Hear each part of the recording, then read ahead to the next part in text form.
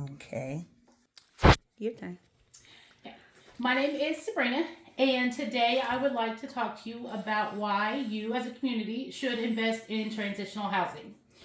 So, my re entry began in a transitional home. I spent 7 months there rebuilding my life, and now I'm on the other side of that door as a manager of a transitional house. So, I have a unique perception of lived experience plus leadership. So before I talk to you about how to invest, I want to talk to you about the scale of need. So a U.S. Census report says that there are 189,000 people at any time living in emergency or transitional homes. There are another 600 to 650,000 people who are released from prison every single year. Plus, there are millions of people that are exiting rehabs. The unseen truth here is that these residents don't always have supportive, stable housing.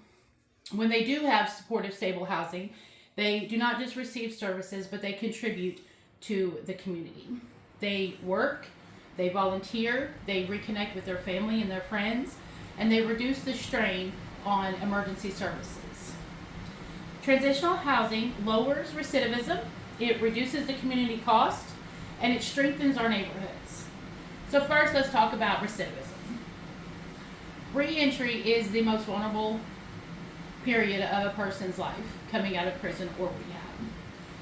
Without housing, the risk of them being reincarcerated, reoffending, or cycling back through the system skyrocket.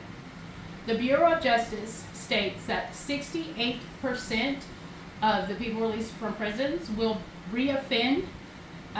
68% of them will reoffend within the first 3 years. 83% of them will reoffend within 9 years. So they just keep going through the cycle, keeps them in a lack of stability in housing. A 2024 study of New York City residents says that stable housing and supportive staff equals better mental health, self-efficiency, and progress sustainability.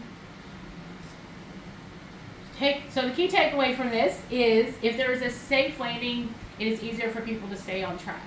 When you give people somewhere where they can be supportive and they can find work and they can reconnect, then they can stay out of prison and out of rehabs. But it's not just about the individuals, it affects the community cost as well. Without housing, they will cycle through expensive services. They'll go to the ERs, shelters, crisis centers, jails. So these are the most expensive public systems that we have in our current communities. The transitional housing interrupts this crisis cycle. It stops the crisis before it begins. In a 2024 comparative study, structured, safe, supportive environments equals less reliance on emergency services.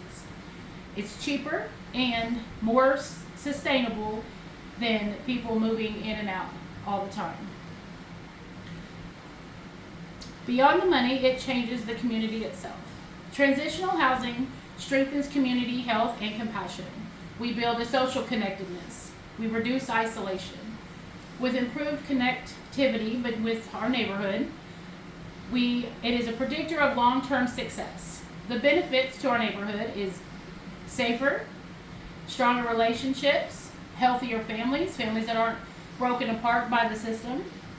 In a 2025 study, social connectedness lowers self-harm and increases the resilience.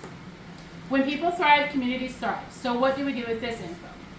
So let's recap. It lowers recidivism, saves money, strengthens neighborhoods. And what can you do to be supportive? You can volunteer, you can donate, you can partner with houses, advocate for funding at your city meetings, challenge the stigma. You can be part of someone's second chance, offer employment, mentorship, and support.